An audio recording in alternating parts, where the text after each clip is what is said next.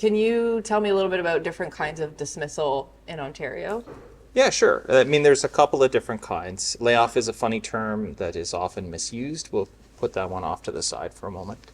Wrongful dismissal. What makes a dismissal wrongful is not the fact of the termination. It's whether or not the employer has given you advance notice of the termination of your employment or pay in lieu of that advance notice. And really, the primary question in a wrongful dismissal case is how much notice should an employer give? Constructive dismissal is different. Constructive dismissal is when an employer doesn't actually terminate the relationship. Instead, they take steps that make it clear to the employee that really they're no longer employed here. So cutting shifts, changing responsibilities, taking away direct reports.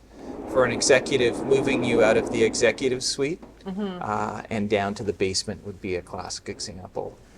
It's when everyone knows it's over except you, right? And even you know it too, perhaps. Right. And in a constructive dismissal case, it's the same idea. It's pay in lieu of notice or notice of termination of employment. In constructive dismissal cases, the notice periods are probably a little bit longer because there's, sort of a whiff of employer bad behavior there. Okay. How do those two things differ from the layoffs? So layoff is a funny word. So unionized employees can be laid off, and the right to lay off an employee is buried in the collective agreement. And so what is a layoff? It's where the employer basically says, we don't need you for a little while, and they don't have to pay you for that time. So imagine if you're not a unionized employee with recall rights, right? If someone were to put you out of work for an extended period of time and not pay you, how is that different to you than a termination of your employment? Well, it's not really. And so layoffs are challenging currently because post-COVID, pre-COVID, nobody had a layoff provision in their contract. And so the government actually had to put in place a special leave called the Infectious Disease Emergency Leave, which allowed employers to lay off their employees. And this thing went on for like 2.5 years. Imagine losing your ability to report for work or be paid for work for 2.5 years. That's what happened to a lot of people in Ontario who were not unionized employees, right? And we tend to forget that because the stories we read in the newspaper often are about government employees who, of course, are part of a union. Layoff is an employer-imposed leave without pay. Now, where the confusion comes up is the Employment Standards Act says that an employer can lay someone off for up to 13 weeks or up to 35 weeks if they continue benefits. But this permission in the Employment Standards Act is not actually a contractual right to lay off. To have that right, the employer needs in a contract that you have signed a layoff provision that says they can lay you off without pay. Post-COVID, almost every offer we see contains that provision at the start. And that's a provision that I often advise employees to get out of their agreement. Because what's the purpose of a termination protection if the employer can just lay you off for 13 weeks or 35 weeks and not pay you? You're going to go out, you're going to find a new job, and the employer escapes all of its obligations, including statutory obligations, that it should never be able to contract out of. Layoff's a tough one, I think, for employees in Ontario right now, because it seems like it makes sense post-COVID, but it's actually brutally unfair. So a lot's changed in the post-COVID world. I guess a lot of those changes the government's made are still applicable in the contracts. Well, a lot has changed post-COVID, but what also happened just before COVID and in and around the lockdown was a big case called Waxdale. And what Waxdale did was it basically voided the termination section in about 95% of employment agreements in Ontario. So all of these employers that were facing these circumstances caused by COVID and business slowdowns caused by COVID suddenly found out when they had to reduce their workforce that the termination provisions that they thought were enforceable, which limited long service employee entitlements to something like ESA minimums, were suddenly unenforceable. And those employees were then entitled to common law notice. So we should probably talk about the difference between statutory notice and common law notice next. That was going to be my next question. Oh, yeah. There you go. Great minds. We're thinking the same thing. Explain kind of the difference between the two and which scenarios may they apply, if maybe. So the easier colloquial way to explain this is just to say, you may have heard the expression 1 week per year of service. That's a reference to the Employment Standards Act. It's not correct, by the way, but it's sort of loosely correct. Okay. And then you may have heard the expression 1 month per year of service. That's a reference to common law notice, which you're not going to find written down anywhere because it's judge-made law. You've got to know the cases, starting with Bardall v. Globe and Mail on down through almost 80 years of jurisprudence now, decades of law Right. to get to here, right? Okay. And so the common law notice will subsume or be inclusive of ESA amounts, but ESA amounts must be paid. They're statutory minimums. And so there's no way for an employer to sidestep them, except, for example, through the use of a layoff provision. So let's say we have someone who's just been let go or they've lost their job. What types of things would you recommend that they do? I think the first key, in terms of should I call a lawyer or what should I do is there a release in the letter or is there a release attached to the letter? So you have to sign the release to get the amounts in the letter, or you have to sign the letter, which has a release section in it, to get the amounts that are set out in that termination letter. Right. That's a big flag to call a lawyer. And the reason is there's no release that is enforceable or required by statutory payments only. If all the employer is giving you is your ESA amounts, there shouldn't be a release attached. The employer is giving you something in addition to those Employment Standards Act amounts. That forms the consideration in exchange for the terms buried in the release. Employers only pay what they need to pay. In fact, the termination letters are really kind of like the first listing for a home sale. It's what the employer wants to pay. It's not what they owe. It's not what a court would determine that they owe. Right. And it's before any consideration of tax structuring and tax efficiencies. And it's before any consideration of ancillary claims, like, for example, why were you let go? Did you make a complaint? Is this a reprisal?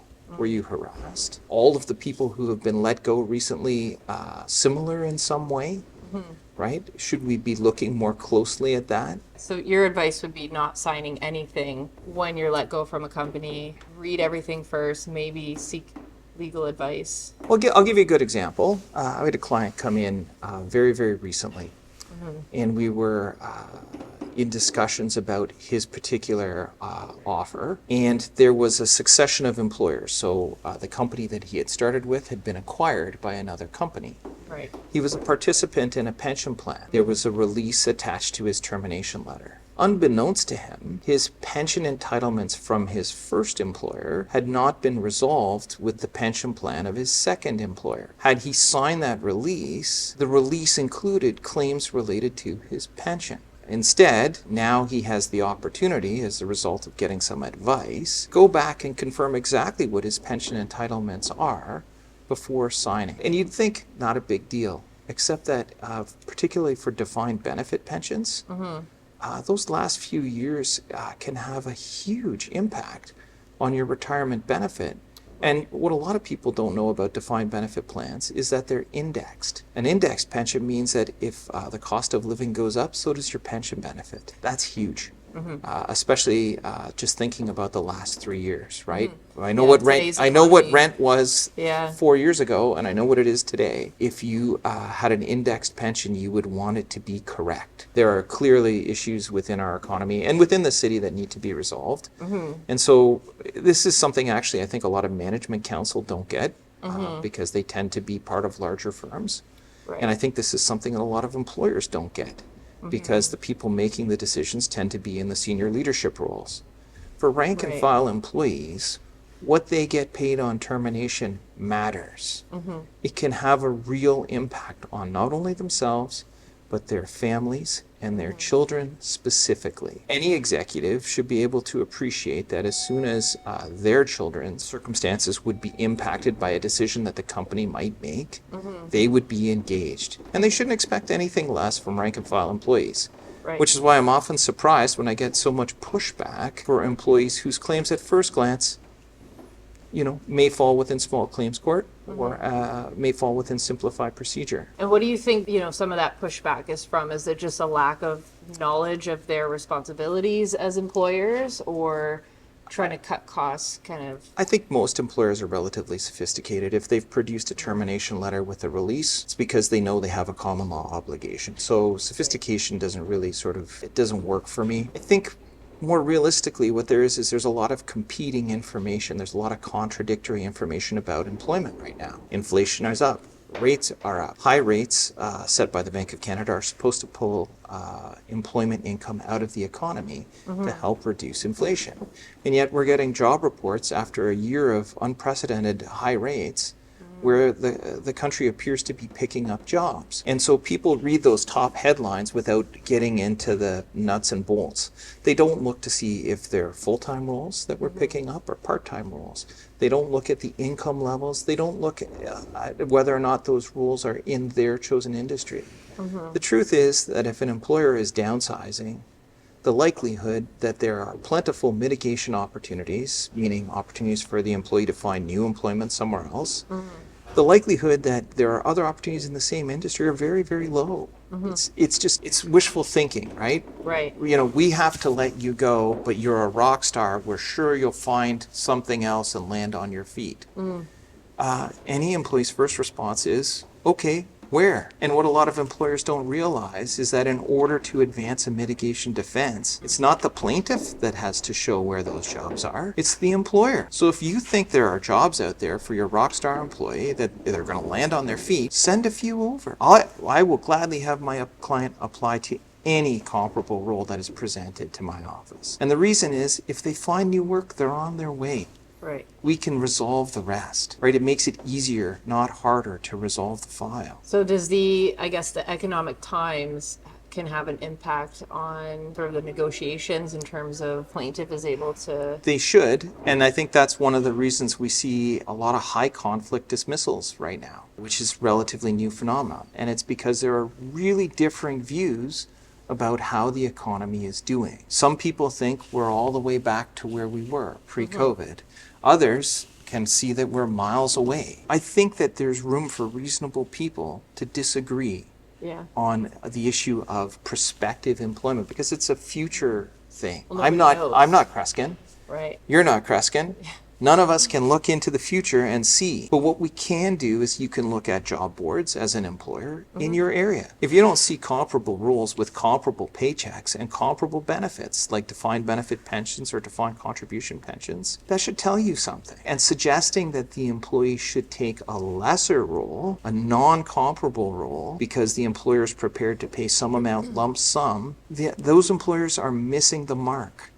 Because unless that lump sum amount in combination with the new role is going to add up to what the employee would otherwise recover at common law, there are a lot of reasons why an employee might just pursue their claim. People do not want to take a backward step in their careers. And it doesn't matter if you're an MBA or a laborer. Everyone is trying to advance themselves personally and professionally. And so suggesting that a terminated employee should take a backward step on their career path merely to alleviate the employer's obligation to pay common law notice, it doesn't resonate on this side of the table. So if you could give maybe 2 or 3 sort of piece of advice, someone gets laid off today, they're not sure if they're going to seek legal advice or whatnot, what maybe 3 or 4 things would you recommend that they do? Kind of like a checklist. I think the first thing is, have you been paid your bonus up to the date of termination? A lot of times what we see is an employee has worked and worked and worked. Maybe they've worked 11 months of the fiscal year. We're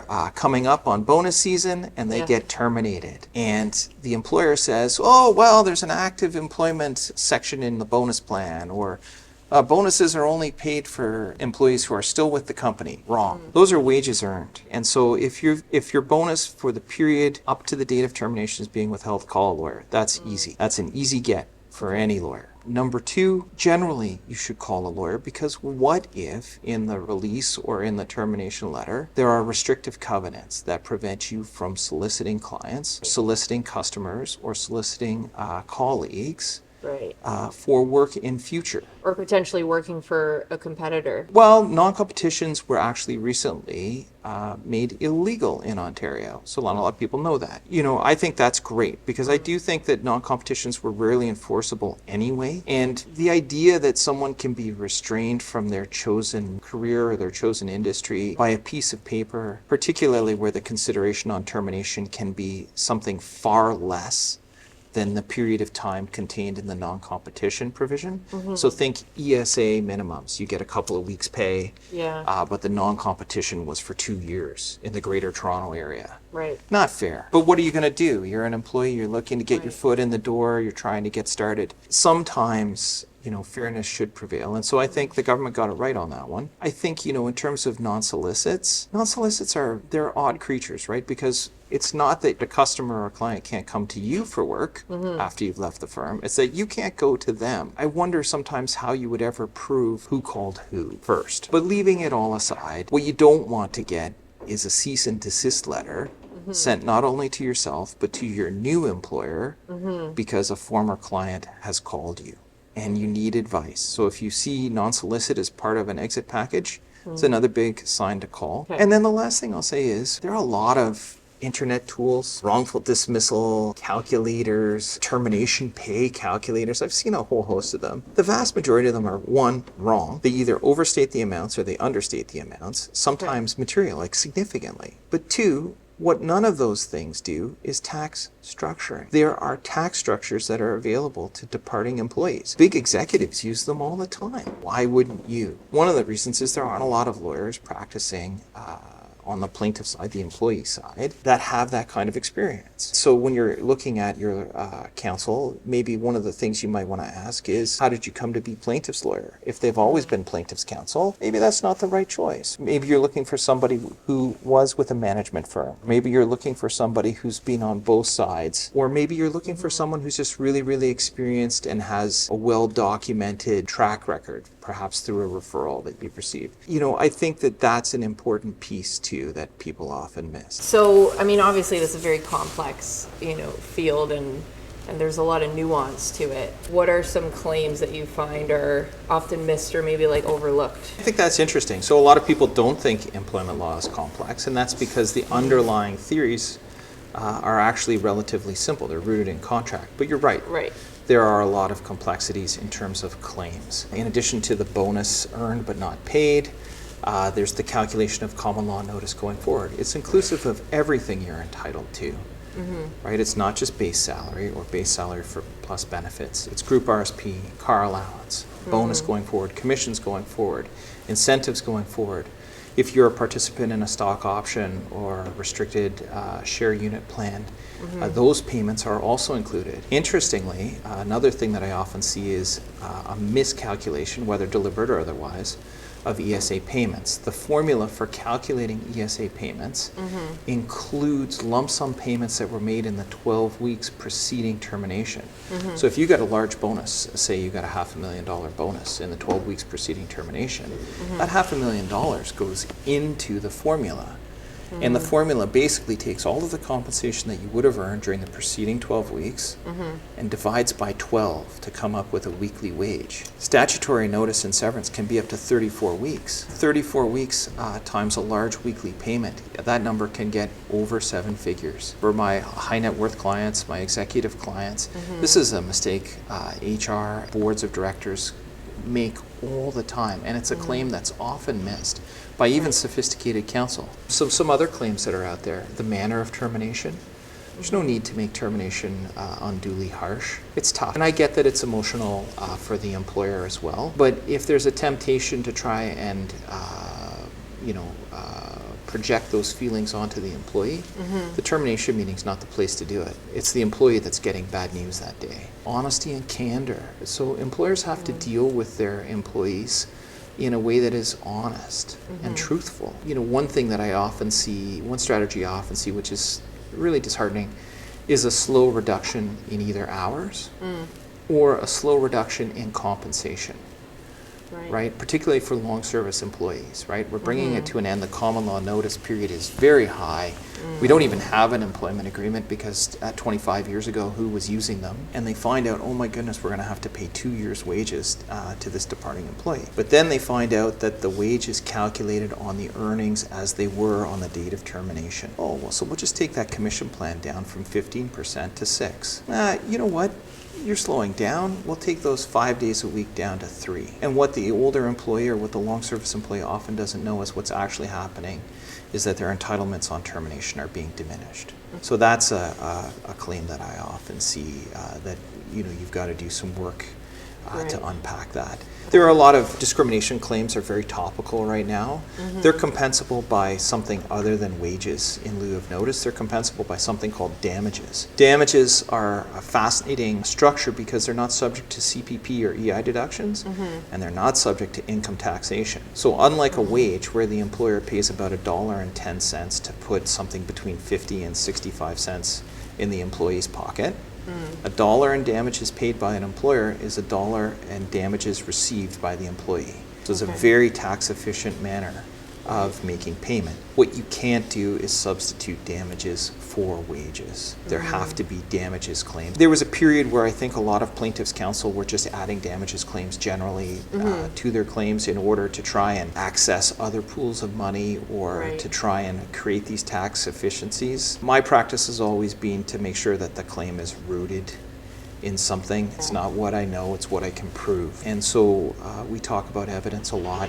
And so if you're going to bring a discrimination complaint, I think you should have some evidence, which makes discrimination complaints hard because we live in an age where people are sophisticated enough to know that if they're going to act in a discriminatory manner, that they ought not to document it themselves. And so, I've worked with lots of plaintiff employees who have called me prior to the termination, where I've been able to assist them in putting themselves in position to advance that claim successfully. There's harassment claims, there's bullying claims, there is sadly still a lot of sexual harassment at work. There's a lot of confusion about the workplace and how it works now. I think that historically school, church, the workplace were also social places. I think in our current environment, the workplace is not a social place. It's a place where you can have collegial relationships, a place where you can have deep friendships. It's a place where you can be part of a team and make meaningful contributions. But I think anybody who's considering a personal relationship at the workplace should probably call counsel. They might be surprised by the state of the law. So let's jump back in and talk about damages claims, because it's probably something that I guess a lot of employees are not aware that they may or may not be entitled to. How would you calculate something like that, like coming up with a particular number for different types of That's a good scenarios? question. Yeah, that's good. That's a good question. So I think, first of all, just to come back to the premise of the question, most people who have been subjected to a behavior at the workplace that's compensable by damages know it. Okay. It's actually one of the first things they want to talk to me about when there's a termination, because they often view the termination as a reprisal, either for saying something or as a direct result of not saying something. So I think that's the first thing. In terms of how do you calculate damages, well, there are cases that set sort of maximums, can begin to get a sense of where your particular claim might fall. Really, there's another practice too that comes up a lot with damages claims, and that's it revolves around insurance. And so I'm not going to bore people with discussion about insurance law, because that's, if you think this is dry, that will take you to the next level. You watch the paint peel off the walls. In a lot of commercial liability insurance policies, which can govern employment-related claims, there are limits. The limit might be $1 million. The limit might be $2 million. And so if you're writing up a claim, as opposed to what you expect to recover, it's not unreasonable to write the claim at the maximum set by the commercial liability insurance. What does that mean? Well, it means you see claims for big numbers, but in practice, Canadian courts don't typically award large numbers. We haven't got to the stage in terms of corporate citizenship in this country where juries are required to really step in and bring corporations back in line with societal expectations. There's an element of that does happen in Canada, but I feel more often than not that's actually addressed through our criminal courts. And I think that's one area of law, or that's one area of law enforcement where we maybe do a better job. We don't make examples of specific individuals after the fact. Right. We actually still have proactive enforcement, not reactive litigation. So I'm wondering what are some ways that employers try to get out of sort of making these types of payments when they let someone go? What are some strategies that they might use? Well, I'll tell you what, Sarah. I'm not going to tell employers how to beat the game. Right. Maybe what I'll say is I'll tell you what doesn't work. What doesn't work is near cause. In Ontario, there's no doctrine of near cause. You can't say that the employee was almost bad enough or that their performance was almost poor enough that you should somehow have to pay less than common law notice. You either have cause or you don't. It's like a pair of aces at the start of a hand of poker. You either have the cards or you don't. And unlike poker, you can't bluff with cause. If you allege cause and you're unsuccessful, you will pay more every time. So, employers beware, I guess. So that could be something they try to do is if they don't want to pay the severance, they'll I hear a lot of near cause arguments. Typically, as soon as counsel is retained by the employer, by the company, that ceases to be part of the discussion. The other interesting tactic, and I think this is actually a fair tactic to an extent, is this idea of paying down the claim. In terms of I guess the timeline, like if someone's been laid off or fired or whatever, what sort of timeline are they looking at? Like maybe they want to see how the job economy is. Should they call a lawyer right away? Should they maybe try to job hunt for a few months and then call a lawyer? What is the litigation timeline? You're making me give away all my secrets today, Sarah, to the good people on the internet. Yeah, they want to know. I won't have a job after this. They'll be able to do it themselves, I guess. So the first thing is the limitation period is you've got 2 years to bring your claim. So if mitigation is really an issue, one tactic that you could use, and I think a lot of contingency fee-based firms do use, is they send the employee out to look for work. The employee diligently searches for work. When the employee finds new work, they have that agreement looked at by their counsel, of course, before signing it.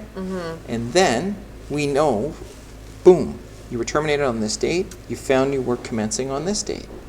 Very difficult for an employer to come in to defend that claim and say, you should have found new work sooner, which is another way of saying that the notice period should be shorter. Very difficult, right? And what's a court going to say if the practical experience of the employee was it took this long to find a new job? Right. You didn't try hard enough for... And so this comes back to my earlier point, which is that if the employer wants to assert that the employee didn't do a fulsome search, the obligation to prove that by producing job opportunities isn't the employees, it's the employers. And if the employer waits until after they've been sued, that evidence isn't going to withstand cross-examination because the employer won't know if the position has been pulled. Right. The employer won't know what the compensation for the role was. The employer won't know if the position was filled by an incumbent. The employer won't know anything about that position, really. And so good counsel should be able to look at these opportunities with the benefit of hindsight and demonstrate that they were no opportunities at all. Or even if they were, maybe they weren't. And so really what effectively has happened is that if an employer wants to advance a mitigation argument, they need to be sending to the employee's counsel on a weekly basis all of the rules that they are aware of that the employee should be applying to. And if they do that and the employee fails to apply for those rules, then the employer is going to be very happy with the outcome of their trial. And that being sort of comparable employment in terms of comparable is, so there we go. Here's another, I could go all day, right? How far is the commute? 50 kilometers is sort of the legal definition. But even within that 50-kilometer radius, there are exceptions. For example, in the GTA, if you live in Oshawa and the comparable position is in Milton, a court may find that an hour-and-a-half commute each way is too much. So, that's just, in terms of geography, then there's compensation. Does the new role pay 80% of what you were earning or more? Then not all employers are created equal. If you were working for an A-tier employer in your particular industry and the role is with a B-tier or a C-tier employer, maybe that's not comparable employment, because by taking that, you may be excluding yourself from future employment at that A-tier. So that's, for example, amongst law, that's a real important factor. It's very easy to continue working for the biggest law firms in the country. It's very difficult to get your foot in the door if you didn't start there. And so courts are alive to a lot of these considerations. I think, again, a lot of times I see employers suggesting that a role is comparable when it clearly isn't. And it's not, I don't know that it's malicious so much as just wishful thinking. And one of the things I've never really understood is sometimes HR managers are negotiating as though it's their own personal money. It's not. It's payroll. It's payroll that you would have had to make had you given advance working notice. If you had said to the employee, hey Jim, it's not working out. In 8 months' time, your employment is going to end. In the interim, we're going to pay you for your services in the ordinary way. Keep doing what you're doing. If you need a bit of time off for a job interview, no problem. Well, we know what that, any employer can look at ADP or their payroll software and come up with that number. It's surprising to me how simply flipping the termination date to the beginning of that 8-month period changes the number that the employer will calculate for the following 8 months. And it makes no sense. It's wishful thinking. Is that a common practice that someone, like an employer, would give an 8 months notice? So the two of the main levers and drivers of disputes in wrongful dismissal actions are length of notice and quantum, right? Meaning, how is that pay in lieu of notice calculated? Now, if you're a big commission salesperson, like a tech salesperson, or you're paid substantial incentive compensation, like an investment banker, right? Those things matter. That was a really great conversation. Thank you. I think there's a lot to unpack here, and definitely a lot more complex and nuanced than a lot of people think. So how would someone get in contact with you if this is something that they're dealing with? Yeah, so through the website, robertson-law.ca. It's a great way to get a hold of me. My phone number is on the website. I'm happy to take a call, explore a matter for a few minutes with a client to make sure that there's something more there. But today, I mean, it felt like we were getting into some of the details. Ironically, we're still, at 60,000 feet. Like each of these aspects, each of these claims, it's almost sort of like Plinko and The Price is Right. There are choices at each step along the way that actually do determine, that outcome, right? And the sooner you get advice, the sooner you're making the right choices, right? And what I can't do, and what no lawyer can do, is go back in time and fix a misstep, right? So if you're having a hard time at work, call. It's kind of that easy. Great. Well, I look forward to our next conversation. Thank Yeah, you. me too. It was fun. Yeah. Thanks.